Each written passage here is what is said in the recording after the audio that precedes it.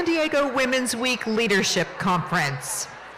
Please welcome to the stage Karima Lamar, shareholder with Littler.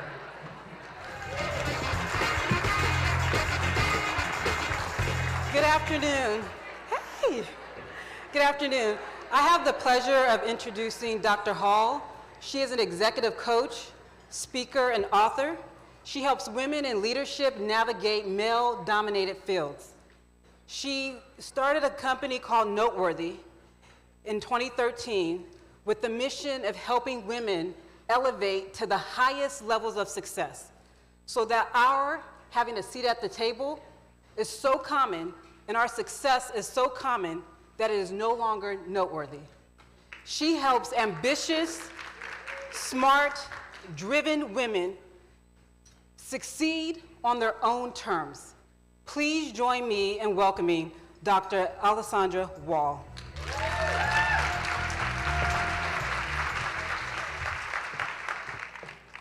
expecting an important call, so I'm just going to leave this right here. Okay, so I wanted to start today with a story because I know that everybody's still digesting, and it's going to take a little while to warm up the room.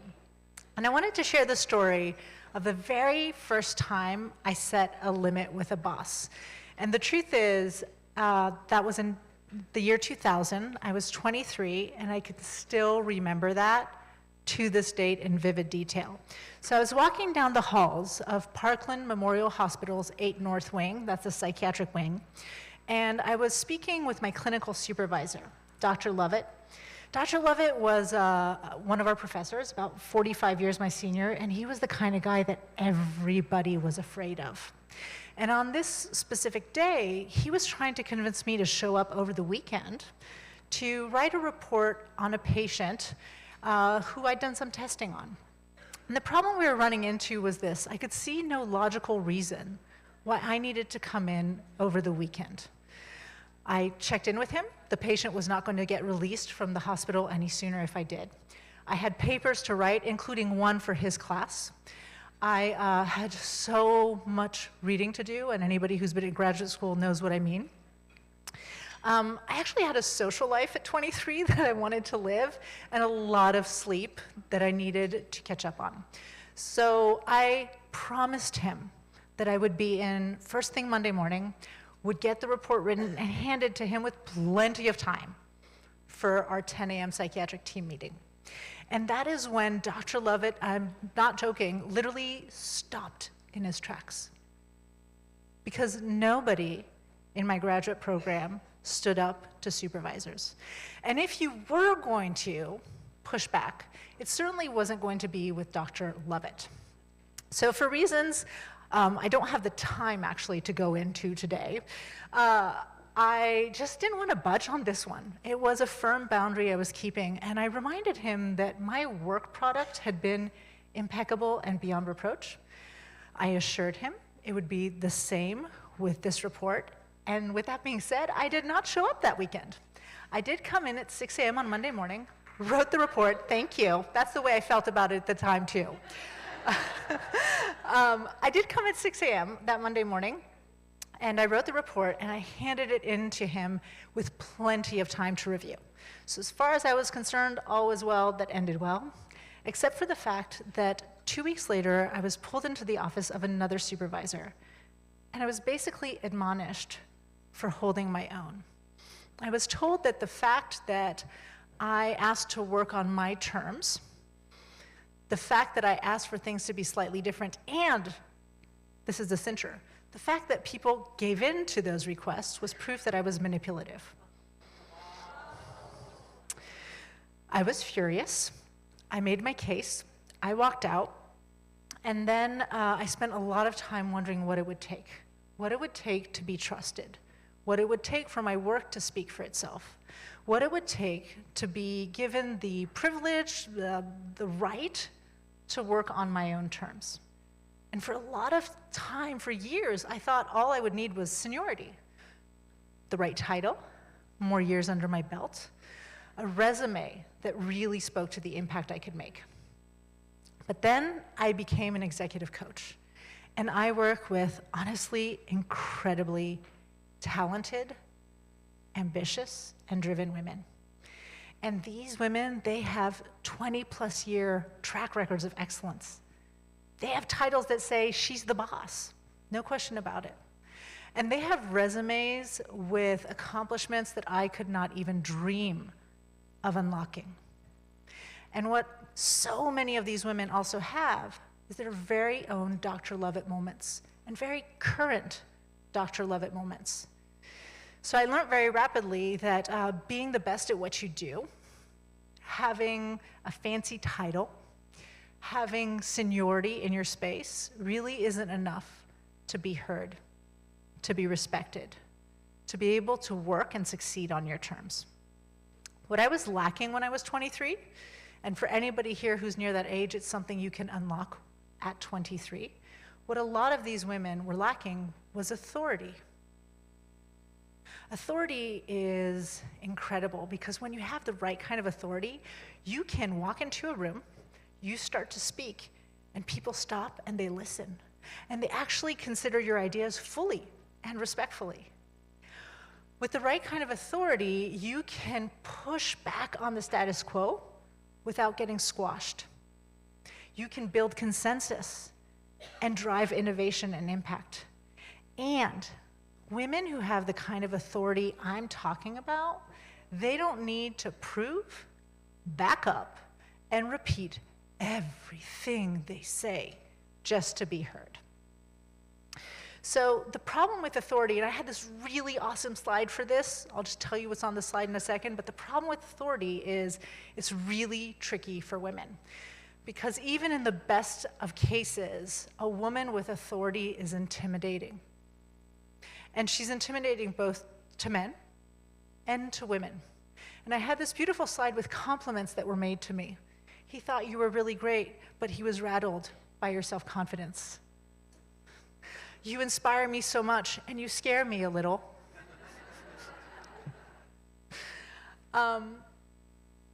The fact is, if you don't have enough authority, you're going to get dismissed. But as women, very specifically, if we don't show up, if we don't leverage, if we don't wield our authority in the right ways, and I'm sorry that it is the case, but it is the case, and I'm very pragmatic, we also get dismissed. We get dismissed as bossy, as aggressive. We get dismissed as a bitch. So, the problem is that without authority, you will not have the power to affect change. Without authority, you will not be able to drive impact, and you won't be able to build consensus. Authority is not a single thing. It is a combination. It's a combination of confidence, to go back to something that was said multiple times today. Nobody's going to trust you if you don't trust yourself first. It's also about impact, demonstrating that you are able to drive excellence. Authority requires the right kind of presence. You need to show up in the world the right way. And then the very last thing is powerful communication. You have to be able to share your ideas and your insights with conviction and with heart. I'm not going to talk to you about confidence. It's too big of a topic. We don't have time. But what I do want to talk to you about today are the last 3 of those items. And it's because they're the ones that will be the easiest for you to start working on today to get benefits tomorrow. And they're the ones that as women, we tend to dismiss the fastest and the soonest. So let's talk about impact. Impact is basically the proof or evidence of your track record of excellence. And I am going to go out on a very, very sturdy limb and assume that every woman in here has proof of her impact. I'm just checking. Everybody has proof of their impact. You've done something, right? You've moved the needle. Okay. So it's not that we don't have impact. What most women run into when we're talking about impact is that we don't know how to recognize our achievements for what they are. And because of that, I've spoken to countless women who don't know how to position that impact. They don't know how to talk about it.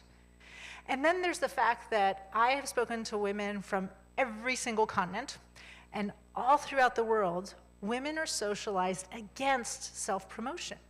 We talked about it earlier today, right? How hard it is to talk about ourselves, which means that not only do we not develop the skills to share our value and our impact comfortably, compellingly, but it feels so incredibly uncomfortable to do.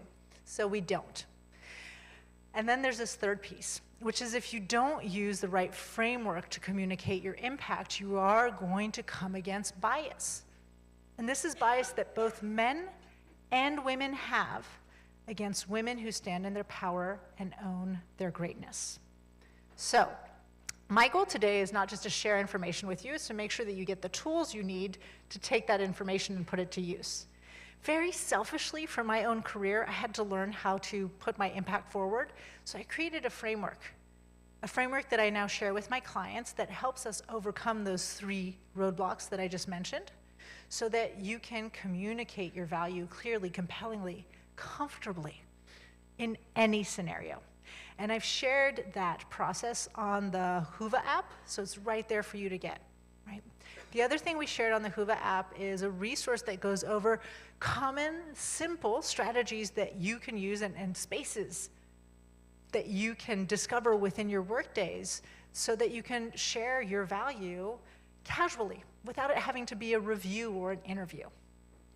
So that's impact. The next thing you need is presence. And presence is both about how you show up, but also how you move, how you stand in space. What you need to understand about presence is very simple. Humans are primates. Primates are visual animals. Visual animals rely very, very, very heavily on visual cues in order to make determinations about simple behaviors, and in the animal world, this is considered simple: finding a mate, figuring out what to eat, and complex behaviors like forming social hierarchies. There's a UCLA study that often gets cited that points out that 55% of our impressions of people are entirely based on visual cues. So on what people look like and how they move about in space. And we start forming impressions, or we start judging people within 1/10 of a second of seeing them.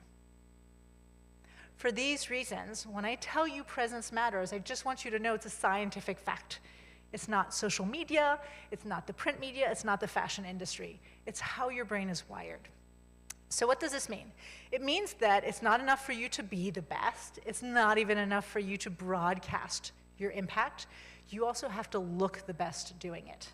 Now, looking the best does not mean that you have to wear heels or put on makeup. It doesn't mean that you have to straighten your hair. It certainly does not mean that you have to have the most fashionable clothes or make yourself look older or younger than you are. We have had examples, and we will have examples, of women who are not dressed in the typical corporate garb today, who command incredible presence. See the next speaker, and see Dr. Deganji, right? Who had those fabulous, if you didn't notice, she had Jordans on. Those shoes, man. Right? What looking great does mean is you have to look the part. And looking the part is really simple. I'll start with, make sure that you feel comfortable in what you wear, right? It might not seem like this is comfortable, but this is a power outfit for me. I feel good in this, especially this is nice and soft, right? But it also means that you have to dress professionally, in clothes that are clean, in clothes that are ideally ironed, in clothes that reflect the space in which you work and the conversations that you're having in that space. It means that the way you dress has to reflect the brand you're trying to broadcast. And some of you have heard me say this before in other venues. If you don't think you have a brand, you're wrong. You totally have a brand. It's what people think of you. So how you dress has to reflect what you want people to think about you. We, I'm sure, could all agree that if we were in a really important meeting and somebody showed up in flannel pajamas, we would have some difficulty trusting them, which is really what authority is about. It's about people trusting you. It doesn't matter if they're the most senior from a title perspective or from an experience perspective person in the room. They lose so much authority with the wrong presence. But presence isn't just how you style your hair. It certainly isn't just how you dress. Presence is how you move. And this is why I have my little prop here today. Because our love affair with these things right here is completely undermining our presence and eroding our authority on the daily. And I'm going to have to take off some clothes here to show you what I'm talking about, but bear with me, it'll be decent.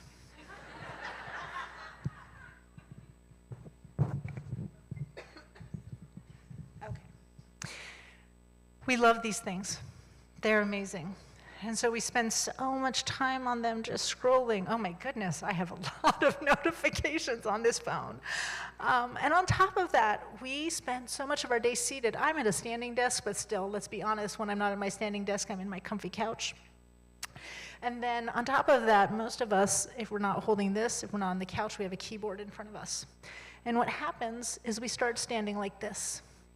And here's the problem with this posture. Beyond the fact that it's terrible for your lower back and your neck, when we start standing like this posture mimics the posture we naturally adopt as humans start feeling defeated, scared, and beaten down. So, when I stand like this, I am broadcasting to the world, I don't have authority, I don't even know what I'm talking about, people, and I really don't feel powerful. But not only that, there's a feedback loop between your brain and your body. So when you stand this way, you start to feel less powerful, less competent, and less capable. So I've got a very, very simple fix for this. Something that I am going to have you work on right now. I would like everybody in this room to please stand up. I feel like I should be playing Eminem here. Okay. And I want you to notice, look right and left, because I've just been talking about posture, but I bet if you look right and left, you'll notice that there are other people still standing with their shoulders slightly curved forward. So this is what happens. Our love affair makes us stand with our shoulders slightly curved forward and a sagging at the diaphragm. We just like kind of give in. This is all the sitting. So all you need to do is you need to pick yourself up at the diaphragm and roll your shoulders back. That's it. You don't need to stand here like this and give yourself lower back pain in another form. You don't need to stand like a ballerina and pretend you have a string pulling you through. I'm going to pull a muscle. You literally just need to pick yourself up at the diaphragm and roll your shoulders back. Look at me from the front, because it even makes a difference from the front. In this position, I'm in a position of power. You're more than welcome to sit down, because I want you to think about doing this not only when you're standing up and walking around the world, but I want you to think of doing this when you're seated at your desk. Next time you jump on a Zoom meeting, pick yourself up at the diaphragm, curve your shoulders towards the back. And so here's my strategy for you. It's not on the Hoover app. I want you, when we're done with this talk, to pull out your cell phones. And I want you to put several reminders on your cell phones. The reminders are going to say upgrade presence. And then I want you to go find allies. Allies at home, and allies in your workplace. And you're going to instruct those folks to give you upgrade presence reminders. And every time you get one of those reminders, you're just going to pick yourself up at the diaphragm, roll your shoulders back. Also, you're going to get really judgy of people from now on when you walk down the street. Okay, so that's for presence. We have one last piece that we need to address here, which is powerful communication. The truth is, you can broadcast your incredible impact right and left. You can walk into the room looking like the most powerful woman ever. But if every time you open your mouth, you undo all that work by using weak communication patterns, it is all for naught. So I want to give you an example of what this looks like. Picture this. Imagine your company hired a consultant because you have a organization-wide issue that is massively impacting employee engagement and therefore is driving revenue down. The woman in front of you is absolutely incredible. You have read testimonials, you've poured over case studies. She is the best in her field. Not only that, but she's got presence. She walks into the room, she's dressed professionally, she looks comfortable, she's standing straight, she's holding her head up, she's making eye contact, she is smiling. She even takes up a little bit of room when she sits. And then you ask her to give you a summary of her findings and her plan. And this is what she says. Okay, so first and foremost, I want to say that thank you very much for having me here today. I'm very excited to be here. As you know, right, we interviewed your executive leadership team, and we also interviewed your board. And so based on that, we think that the number one issue your company is dealing with right now is X, right? And then my team and I, we went ahead and we also interviewed about 50% of your workforce. We did a systems and a processes audit, right? And well, we think that the best way to approach, we think, would be to start with solution 1, right? And then we think then solution 2, right? And okay, so then, this is really exciting. We think that this two-pronged approach, not only is it going to allow us to address X, but we'll also maybe be able to unlock some other potential benefits. So I don't know about you. It was very hard for me to do, first of all. Although I do use so far too much. But between the so's, the right, the ums, the I thinks, she had a lower register voice, which we're told as women is an asset. And it is. Like, I'm lucky to have a lower register voice. Again, it's a biological thing. It sucks. Men are naturally in that biological level, right, where we respond to the lower voice. But even at her lower voice, she didn't have the confidence to go with it. And because of that, although you'll probably still hire her, she has impact. She has presence. I guarantee you're going to feel a lot less confident about bringing her on, which means that when she proposes solutions that you don't immediately understand or agree with, you're so much more likely to push back. And God forbid things don't work exactly the way you thought they would work, she's going to take the blame for it. You're far more likely to fire her rapidly. Powerful communication is the cement that glues all the other pieces together. I can be confident, I can demonstrate my impact, I can have presence if I cannot communicate what I need to communicate in a way that makes people believe me, trust me, right? Think authority equals trust. That's really what we're trying to build in all of this. Then it's not going to matter. Now, powerful communication does not need to be boastful. We do not need to speak in hyperbole. We don't need to be the best, the greatest, the most wonderful. It does not need to be aggressive, where we come in and we're going to tell you what it's like and you're going to listen and you're going to love it. And it doesn't need to be uncompromising. It's actually much more simple than that. Imagine you're talking to a 12-year-old. Use language that a 12-year-old would understand. Get rid of the jargon. There's no need for jargon. People are tired, right? Use simple language. Be clear. Get to the point. If you know something, state it as a fact. If you're unsure, use terms like, let me see. One hypothesis we have, based on the information I have at hand right now. All of those are better than I think. Right? But here's the best part for us as women, because we get told all the time that we're not supposed to be emotional. Powerful communication is emotional communication. Your emotions have to align with the way you're feeling, with what you're communicating, and what you want your audience, whoever that audience is, to feel. Think of all the speakers we had today.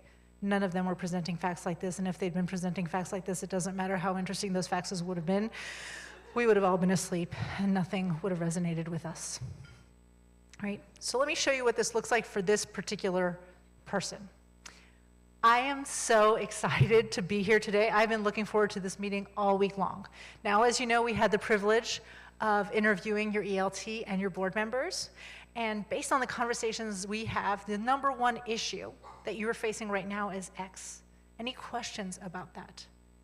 Now, we also went ahead and audited your processes, your systems, and we talked to half of your workforce. Again, that data was so valuable. We propose moving forward with a two-pronged approach. We're going to start with 1 and then go into 2. Now, here is the most exciting part about all of this. Not only are we confident that that will allow us to address X, but based on the information we have right now, see my uncertainty, I'm not 100% sure of that. Based on the information we have right now, we should also be able to unlock some other wins that we had not initially considered. She commented in my review about the uncertainty, based on, we should. There was passion, there was excitement. It was aligned, it was simple, there was no jargon. So much more powerful. So one of my favorite people to go to for more information on this, and I wish I could bring her here as a prop, but I couldn't. She's an alumnus of this stage. Back in 2022, Vanessa Van Edwards spoke to us. She does a ton of work on powerful presence. Her book, Cues, is one of my #1 recommendations, and her website, thescienceofpeople.com, yes, I am plugging somebody else's business, is a fantastic website. So this is what I want to leave you with. It's very simple. Whether you're in leadership or whether you're just starting in your career, you cannot lead or work effectively without authority. For those of us who work in male-dominated spaces, this is especially true. Unfortunately, as women, there are very specific ways that we need to be able to demonstrate, exert, and leverage that authority. I wish it were not the case. I wish I could tell you differently. The world is what it is. Let's just be pragmatic. Let's get enough of you all the way to the top, and you can change it for the rest of us, right?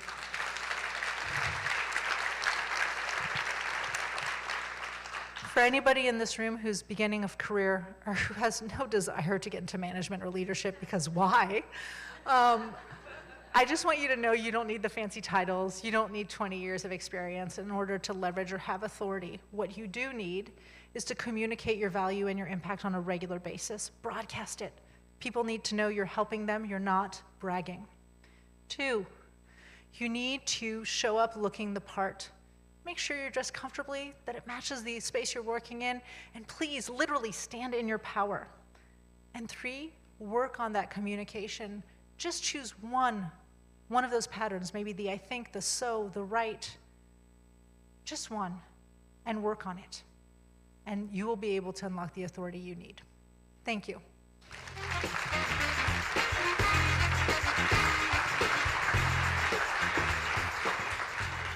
Where do you want to sit? Wow. Thank you for that. You're welcome. So one of the things that I did not share in your introduction is that you used to be, or you were practicing in your career as a clinical psychologist. How does that inform the work that you do with the executive women that you work with? Sure. There's so much work out there on teaching people about key skills to become better leaders, to become better speakers, to have greater presence. But so much of what will move us forward or what will hold us back has to do with psychology, either our own internal psychology, right, what's in our head, what we're telling ourselves, or external psychology, like the things I shared about how humans function and how they interact. So being able to leverage those years of work and explain to women, help women understand why they might not use the tools that have been presented to them for so often, or also teach them how to read other people, because everything we do is social.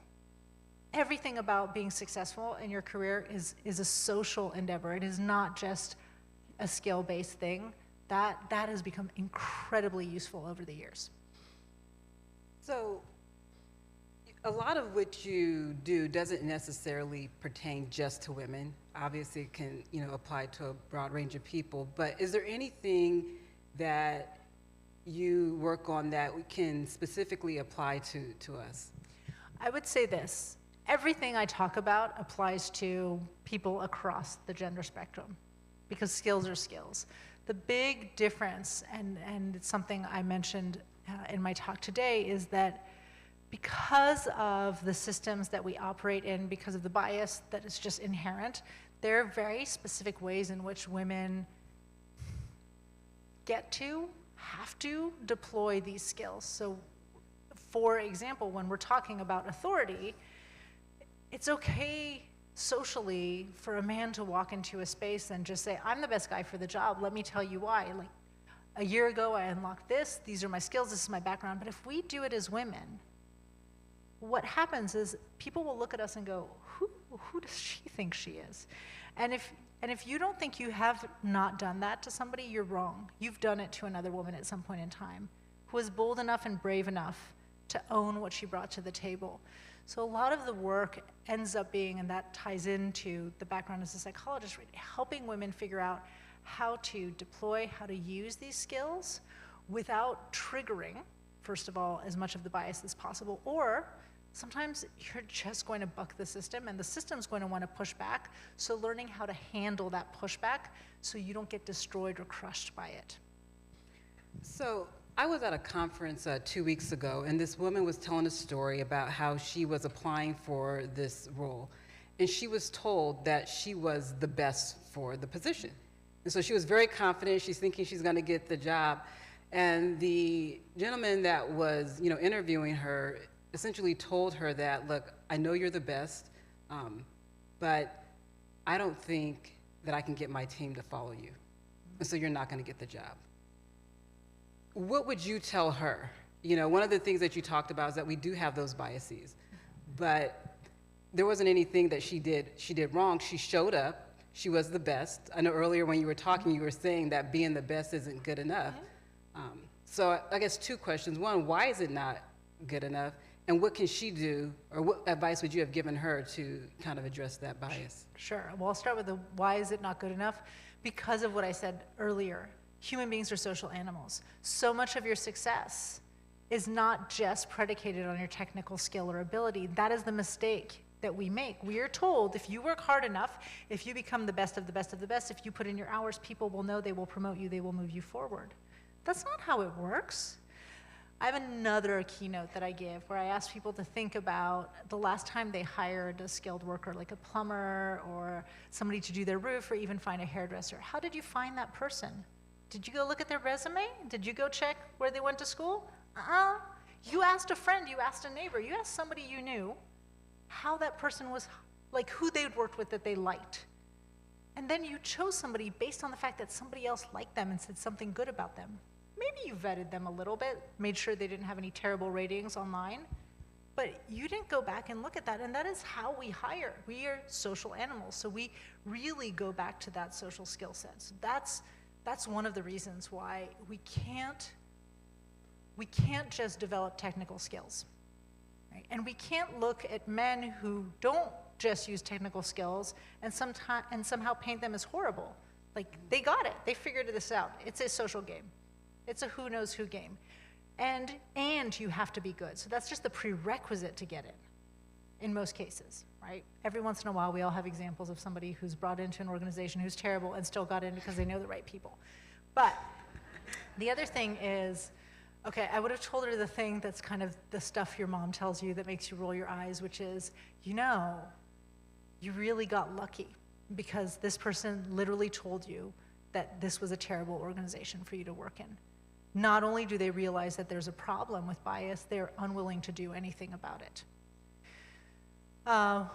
Which I think in the moment wouldn't be much solace, but that is true. And then the next piece I would give advice-wise to somebody like that is you need to find an organization that's going to take you the way you are.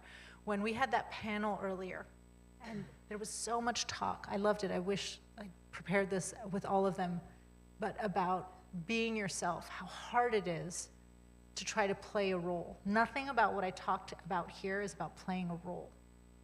Right? So you have to be able to walk into a space where you can be you and you are appreciated. There's work to do for people to understand that. If I'm somebody who says what she means and means what she says, which is really code for I put my foot in my mouth sometimes.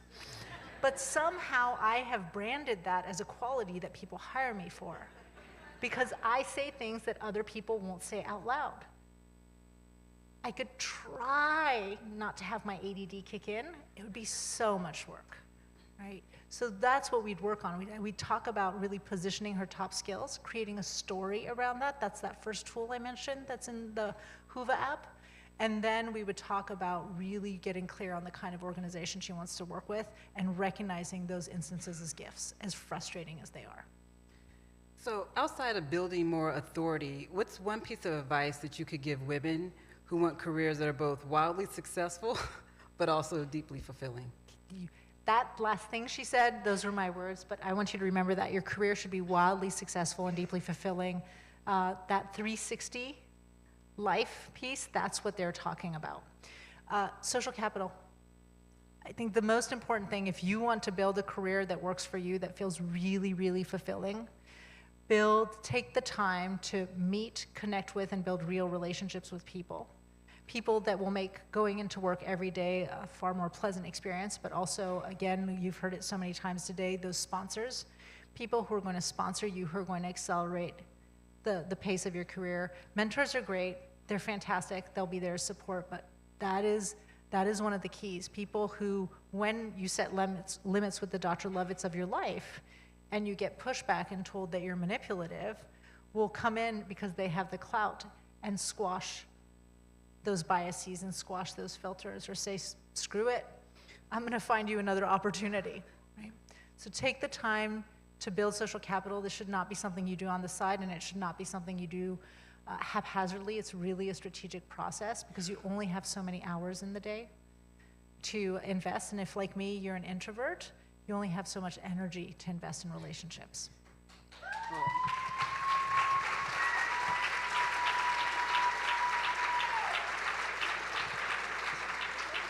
Dr. Wall, thank you so much for joining us at San Diego's Women's Week. Is there any final words that you would want to share with the audience? None that I haven't already said. You're all amazing. Just remember you have that impact. Oh, I have one. Find one person today at your table who needs to know what you do really well and how you get that stuff done, and make sure you share it with them before you leave. Okay? Just one person at your table, even if you don't know them. I'm really good at this thing, and this is how I get it done. Just practice it. It's not an elevator pitch. It's a story. Thank you again, Dr. Wall.